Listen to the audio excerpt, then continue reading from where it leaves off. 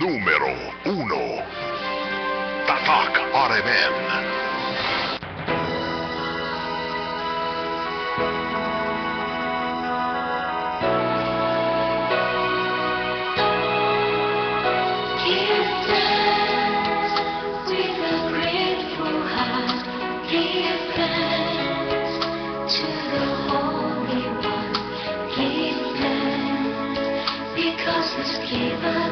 Jesus Christ, His Son, give thanks with a grateful heart.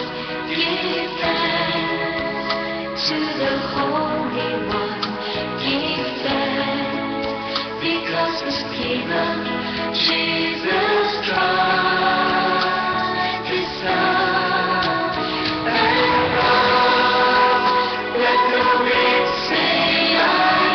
Strong.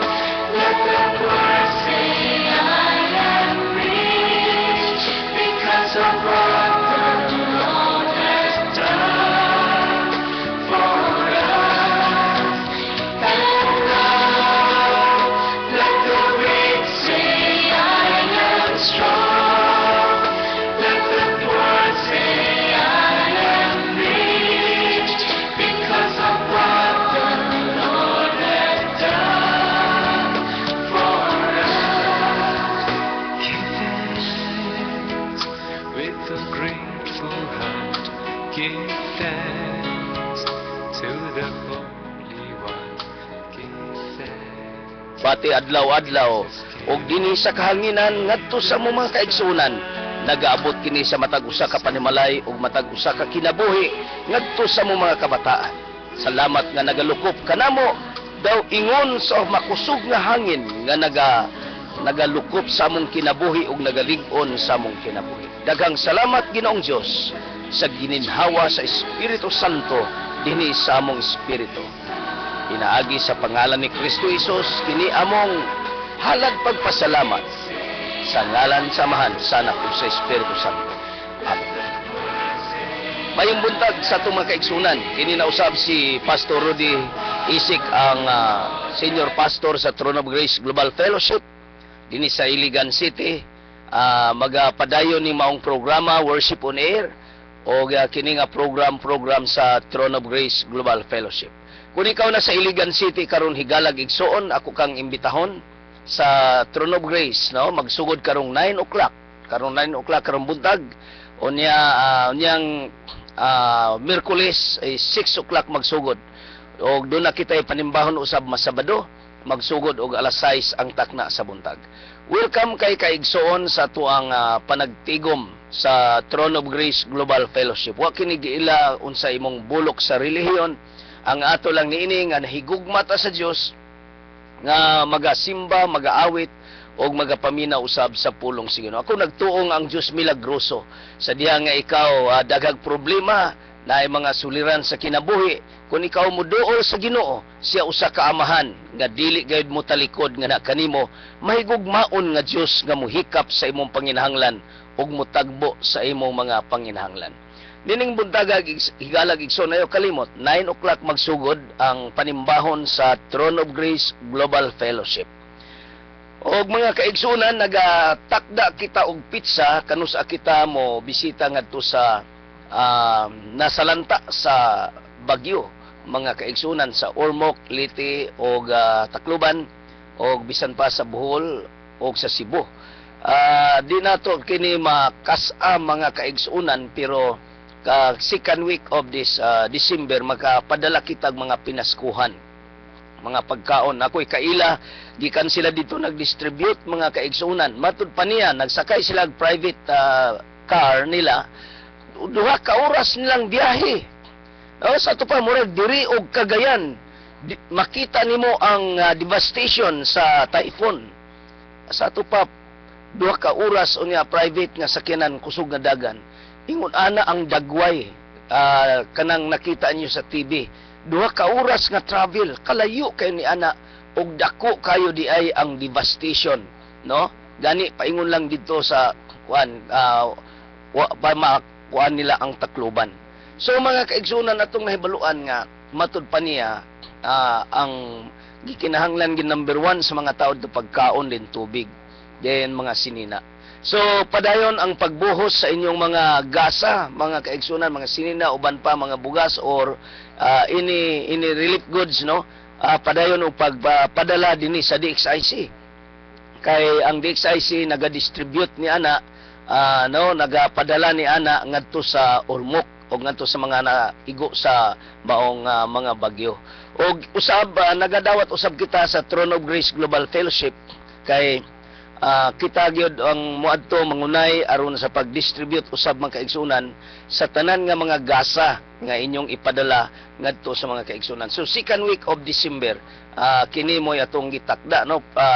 This is our pizza nga nakuan na natakda aron mo bisita kita didto mga kaigsunan. Ato pang gitigom. So karon mo hisgot kita mga kaigsunan may tungod sa last days nga message. Unsa bay buti pasabot sa Ginoo may tungod sa mga pag-uyog nining katapusan nga mga adlaw. Shikening, last day shikening. Gitawag kini sa Bible 2 Timothy chapter 3 verse 1 og difficult times. Panahon nga malisod. Kining gitawag og malisod nga panahon. Nagpasabot kini nga katapusan na ni nga mga adlaw, mga kaigsunan. Ug unsa bay buti pasabot niini? Kung atong tan-awon lang kanunay ang mga panghitabo, usa kini kadako nga problema. Problema sa atong nasod.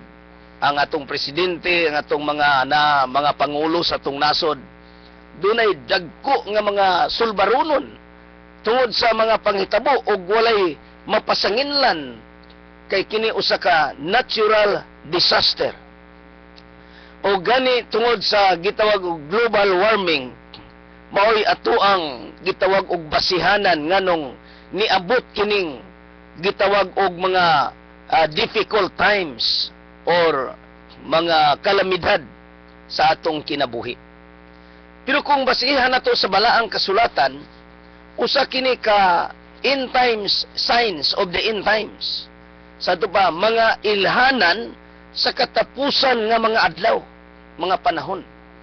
So, tungod kay niya natas katapusang mga adlaw, pwedeng global warming ang atong pasanginlan niini tungod sa mga planta nga ang pollution sa kalibutan, no, nagbuslot sa ozone layer og unya ni increase ang init sa adlaw, ni increase ang evaporation sa tubig paingon sa taas o nag-ipon kini dagko kay nga mga volume sa tubig o gibalik sa yuta mo nang baha nga dagko ni clog up ang kanal kaya to mga basura gipanglabay nato sa karsada og nato sa kanal mo nang nibalik ang basura sa atuwa. So kita lang gihapon ang naigo.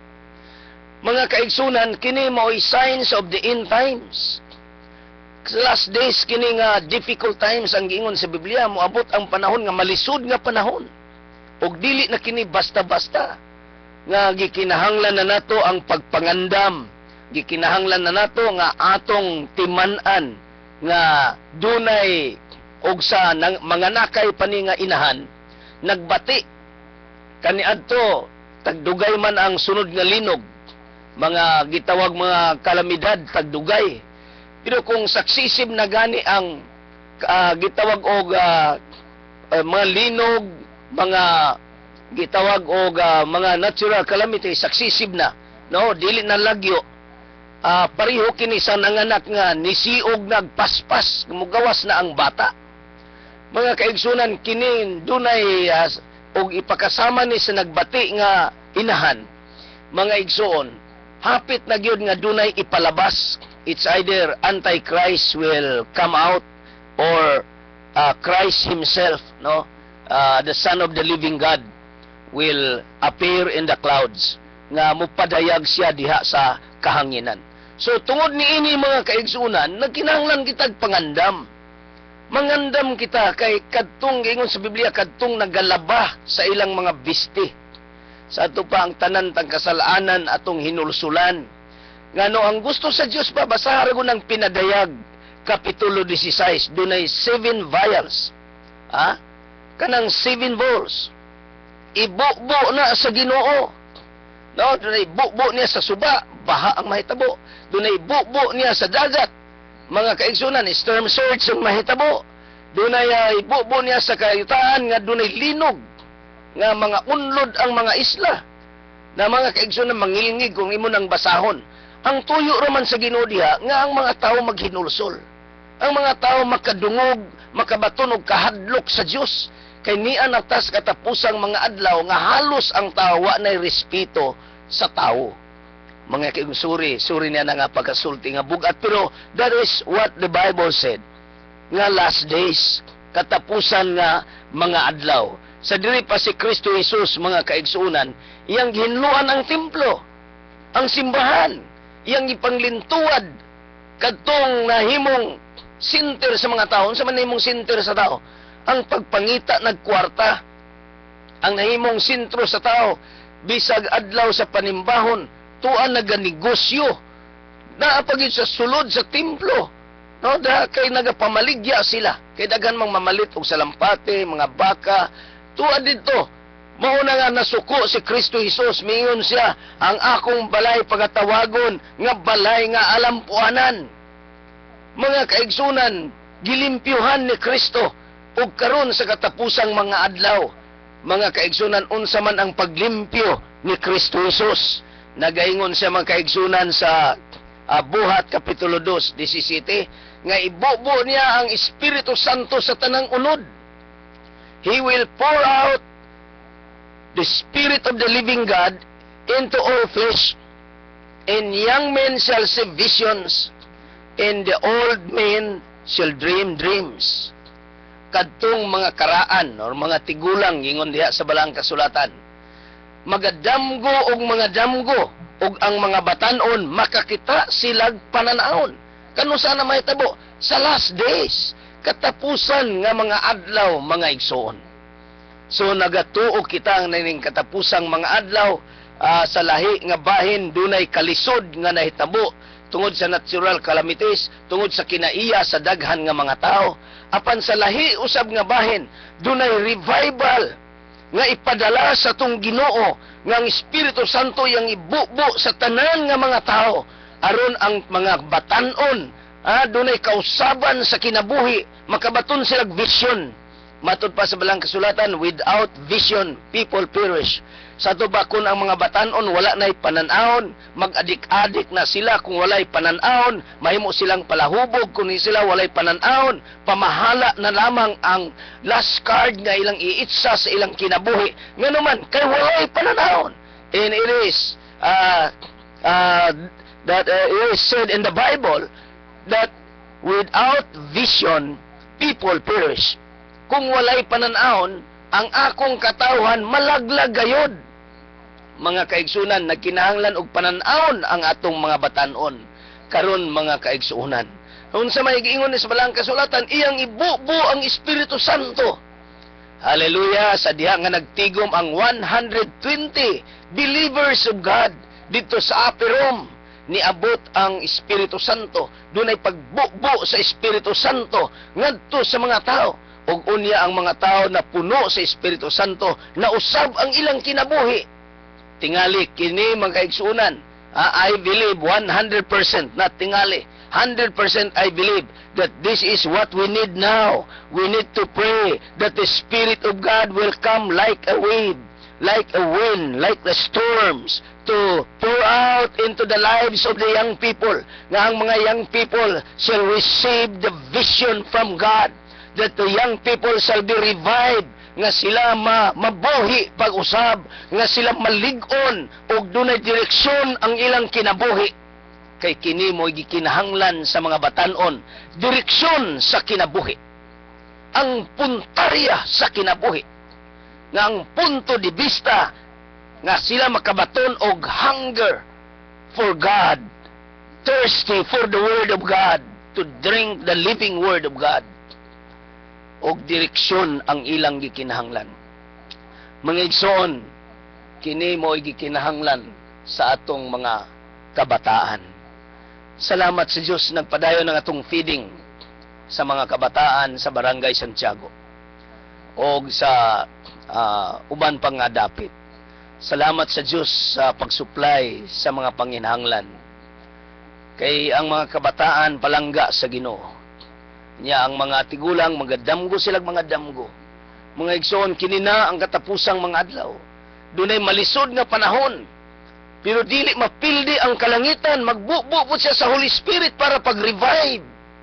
Mga kaigsunan, mo na ning panahon na nga ang tao mo duol sa Ginoo sa paghinulsol. Hallelujah. Makausab ba sa plano sa pag-destroy ang pag-ampo? Makausab. Ha? Kung imong tanawon ang balaang kasulatan makaigsunan, dunay giingnan na sa Ginoo nga kutob ra imong kinabuhi nini, mamatay na ka. Nag-ampo siya. Naghilak siya nato sa Dios. Gidugangan siya another 15 years. Na change. Ang Sodoma Gomora nasunog yun. Pero ang pag-ampo ni Abraham, kutob ra mangud siya sa 10. Kung dunay 10 righteous ang Sodoma Gomora, dili laglagon sa Dios. Wa man gid kaabot og 10. So nasunog ang Sodoma Gomora. Mga kaigsunan, ang gi-instruct sa atong Ginoong Hesus diya sa gitawag og Lucas kapitulo 21. Human siya nagahisgot og earthquake, human siya nagahisgot og signs in the sun, in the moon, and the stars. Dunay mga ilhanan, mga global climate change. Nagahisgot siya ni mga solar flares, nga increase ang init sa adlaw.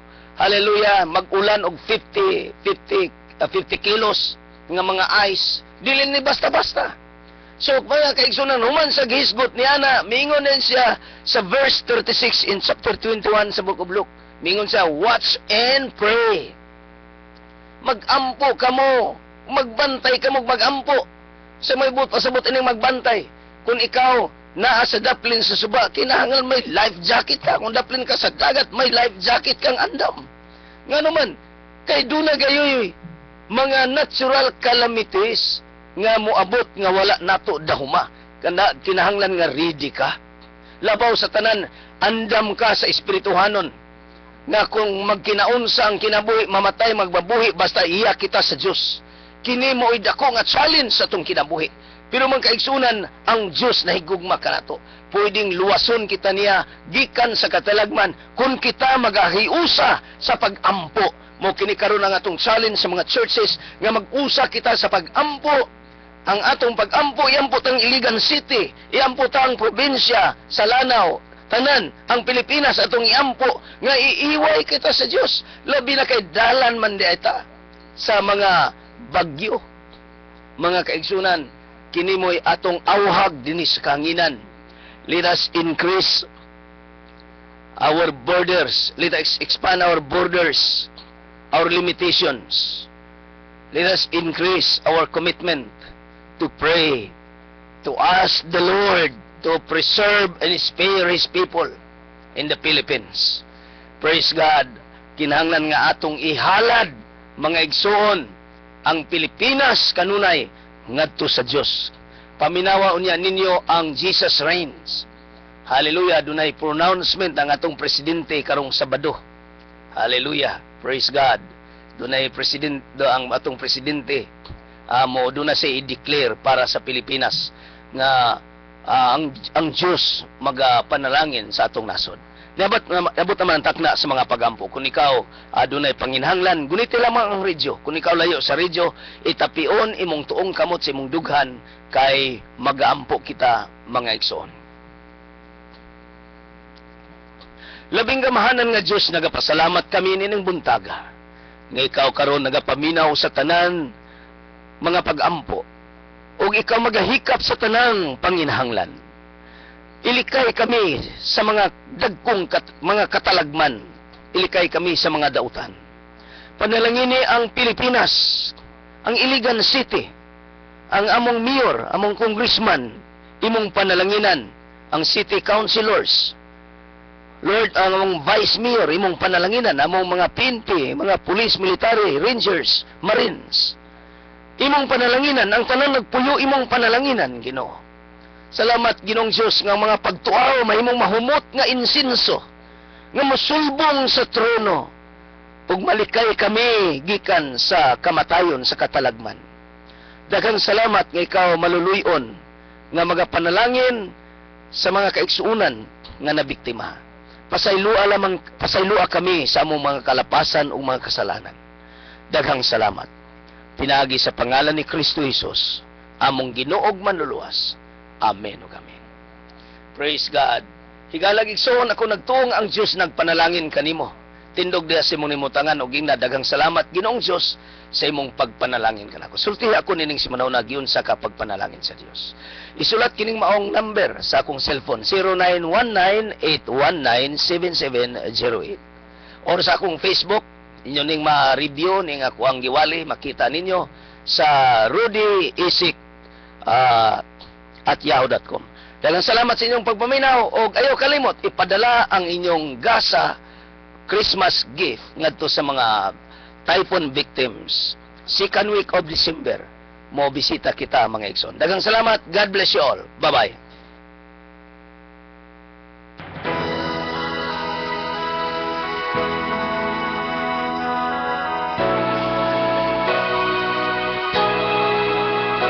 Give thanks with a grateful heart. Give thanks to the Holy One. Give thanks because He's given Jesus.